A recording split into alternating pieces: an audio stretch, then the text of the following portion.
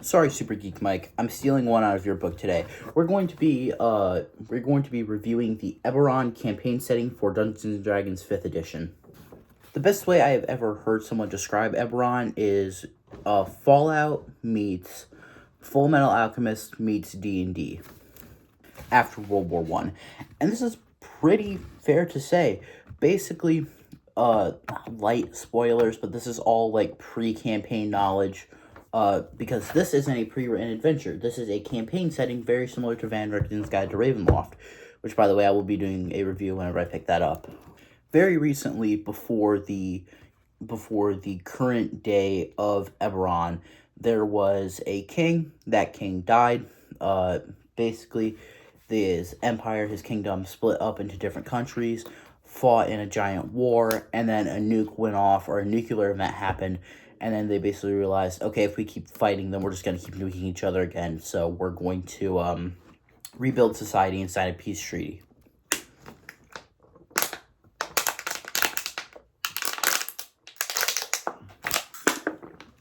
Now, I really like this because whenever I'm looking for a campaign setting, the main thing that I'm looking for isn't exactly a pre-written adventure, it's a world that I can run adventures in.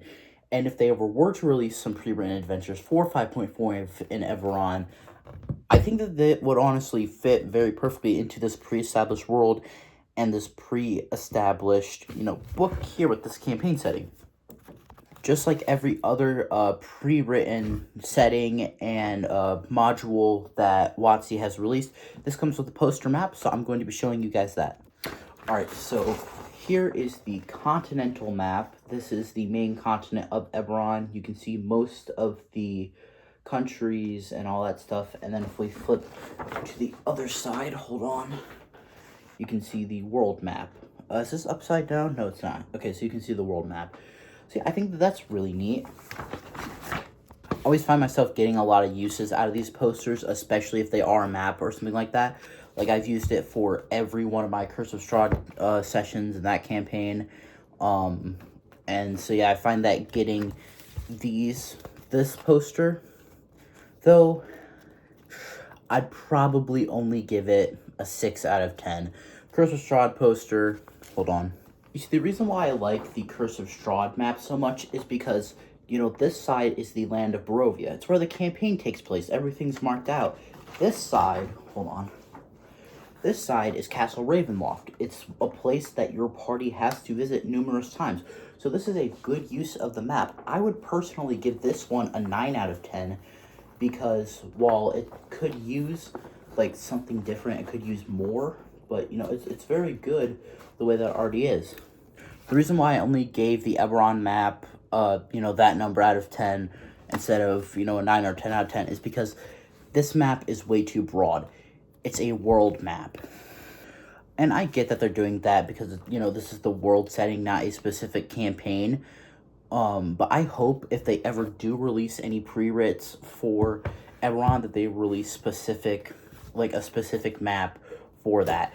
Because, world maps like this, it's kind of hard to use. Like, yes, you could technically put down a dice where you are, but unless you have a lot of this 3rd and, 4th edition content released for Eberron, then you're not exactly going to get all the details. And, that's not the fault of the writers or anything like that. There are multiple books, multiple series, even like short stories, comic books, all that stuff released for Eberron.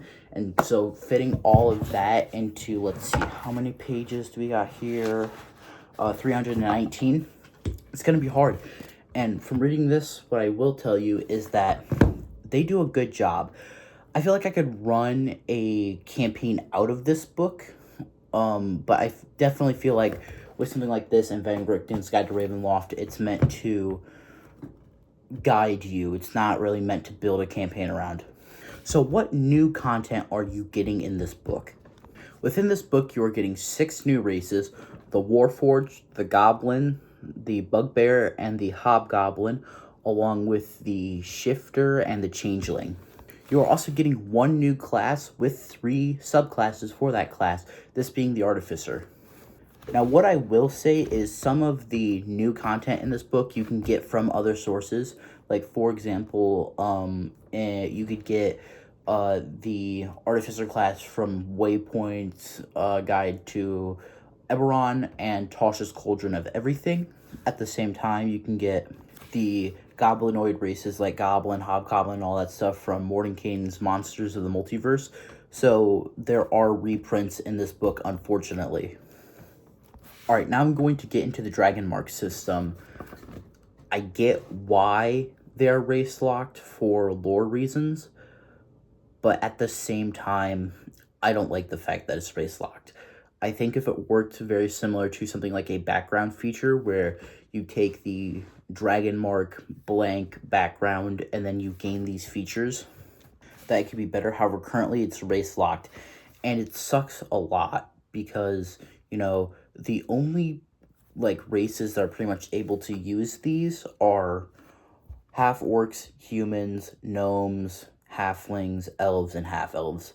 Not everyone's going to want to play one of those.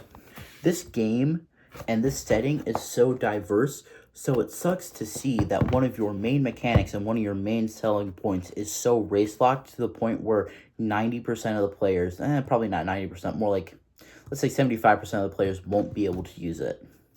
The house agent background is fine. It's nothing really to write home about. You get some tool proficiencies, but let's be honest, most people, unless you're playing an artificer, aren't really going to be using tools unless like you make it your entire character's like thing. Like Percy from Legends of Vox Machina, he had tool proficiencies and all that stuff.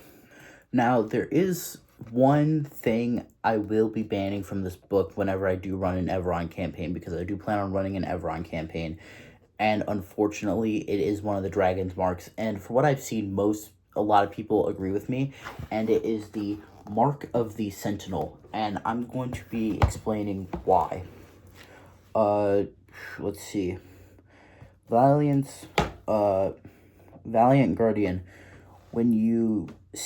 When a creature you see within 5 feet of you is hit by an attack roll, you can use your reaction to swap places with that creature, making it so you take the hit instead, basically. You can do this once. You can't do it again until you finish a long rest.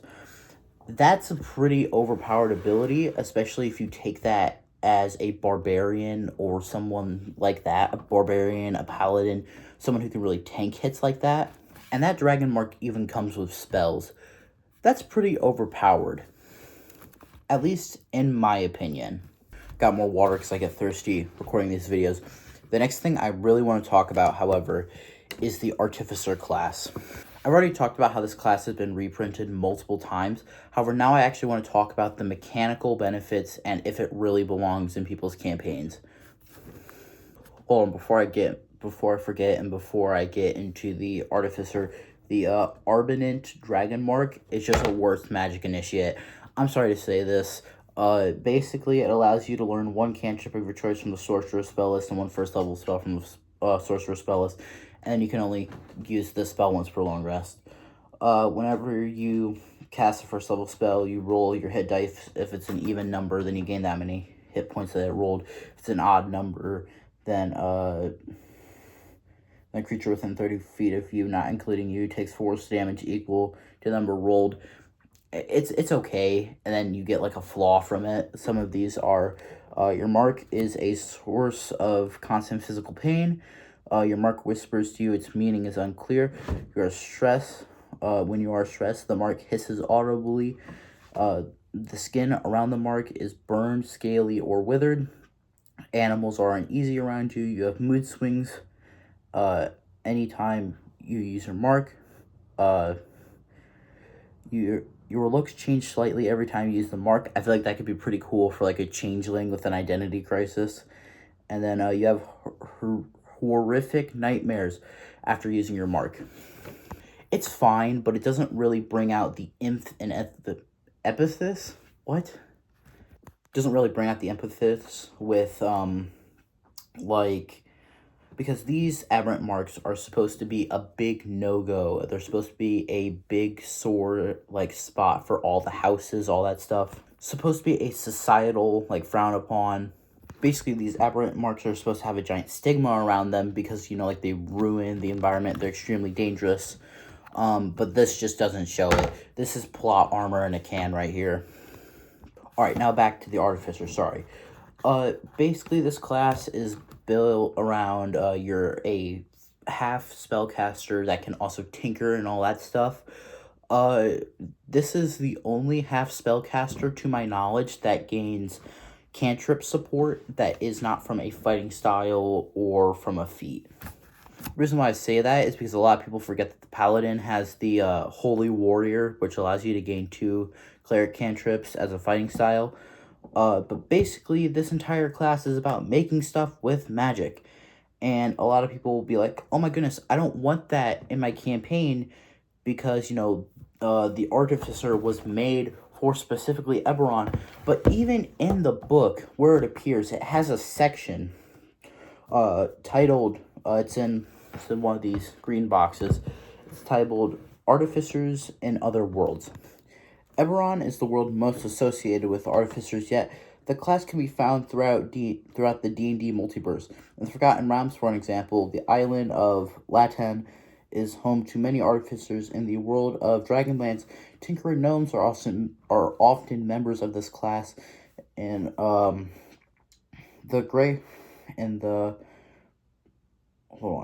it just says the Greyhawk has inspired some folk to walk a path of the Artificer, and the Maravorious nations employ artificers. So yeah, basically there can be artificers in every different setting. Also, I know I have weak reading skills. I'm dyslexic, so I have a hard time reading out loud. Alright, so what do I really think about the class? Magic Tinkering allows you to basically turn an item into a cell phone. You could use it to, become a flashlight. You can play a vine. You can make it smell weird. Yeah, all that stuff. Pretty much turning your boring old texting stone into a iPhone 18 Plus. Tools required. This is really cool. You can cast your Artificer spells through the artisan tools that you pick up through your through leveling up your background, all that stuff. Because of this, you actually start off with Thieves' tools, Tinkerer's tool, and one type of artisan tool, while creating your Artificer character as one of your proficiencies. So I think that that's really nice. Artificers have a pretty decent spell list. They get standouts like Alarm, Catapult, Cure Wounds, Aid, like Magic Mouth, Rope Trick, Blink, Catapult, Revivify, Arcane Eye, Bigby's Hand, Creation, all that stuff. What I will say, though, is the Artificer is looking out to be a support class from what I've seen. A lot of we're gonna get into some subclass territory really quick here, but like the Alchemist lets you make healing potions. That's pretty cool. It's not always guaranteed, but like the experimental elixirs, health, swiftness, resilience, boldness, flight, and transformation. Those are all support elixirs right there. And the Battlesmith quite literally has a familiar that you can go use to go help out your allies. Now, personally, what I would do is if the spell has some sort of range component that you could cast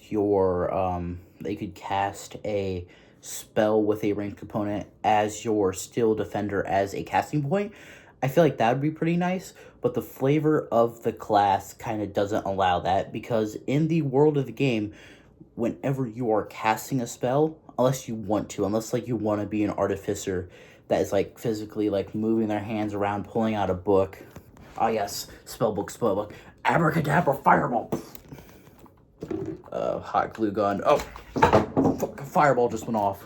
I like that it gives you the option to choose. But yeah.